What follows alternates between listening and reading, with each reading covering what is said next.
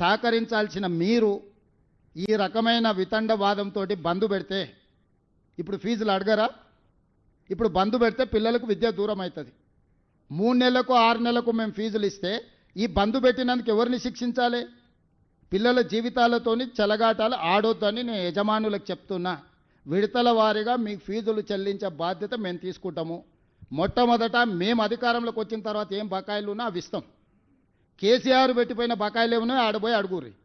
ఉన్నవే 3,600 కోట్ల బకాయిలు అంటే 6,000 ఇవ్వండి 5,000 ఇవ్వండి అని ఉపన్యాసాలు ఇస్తుండు. ఉపన్యాసాలు ఇచ్చటాయని నేను చూసిన 12 కాలేజీలు పర్మిషన్ ఇవ్వమని వచ్చి పైరేకి వచ్చిండు, ఇయ్యలే.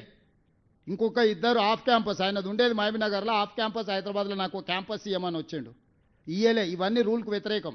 అవి ఇయ్యలేదు కాబట్టి తీట పెట్టుకొని ఇట్లాంటి వేషాలు వేస్తున్నారు.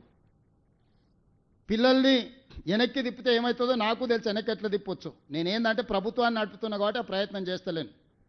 పిల్లల చదువులకు ఆటంకం కలిగిస్తే యజమానులైనా ఉండొచ్చు, రాజకీయ పార్టీలైనా ఉండొచ్చు, ఎవరైనా కఠినంగా వ్యవహరిస్తాము.